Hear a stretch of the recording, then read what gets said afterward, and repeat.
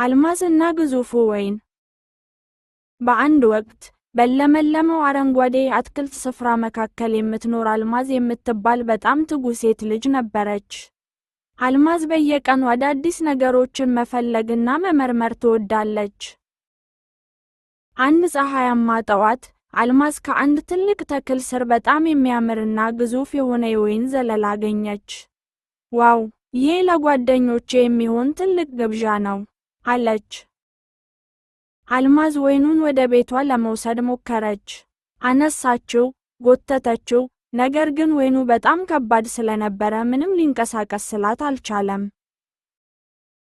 በዚህ ጊዜ ቶቢያ የምትባል ደግ ወጣት በአቅራቢያው ካለ መንገድ ላይ በዝግታ መጣች። ቶቢያ ሁልጊዜ ሌሎችን መርዳት የምትወድና ተግባቢ ሰው ነች። እርዳታ ትፈልጊያለሽ? ስትል ቶቢያ በጣፋጭ ድምፅ ጠየቀች።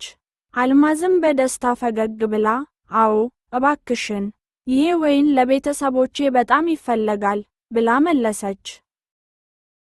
ቶቢያ ወይኑን በትከሻዋ ላይ በቀስታ አነሳችው። ከዚያም በጽኑ እርምጃ ወደ አልማዝ መንደር መጓዝ ጀመረች። አልማዝ ከጎኗ በሳሩ መካከል እየሮጠች ቶቢያን ትከተል ነበር። ቶሎ ደርሰናል እያለች በደስታ ወደፊት እያየች ትጮህ ነበር።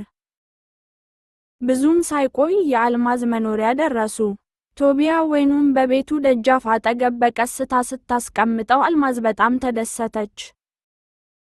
አልማዝ ጓደኛዋን ቸሬን ጠርታ ጣፋጩን ወይን አብረው መቅመስ ጀመሩ። ሁለቱም በደስታ እየሳቁ ትልቁን ወይን በጋራ ተካፈሉት። አልማዝ ስለ እርዳታዋ ቶቢያን በታላቅ ምስጋና አመሰገነች። መረዳዳትና ጓደኝነት ማንኛውንም ከባድ ሥራ ቀላል እንደሚያደርግ በዚያ ቀን ተረዳች።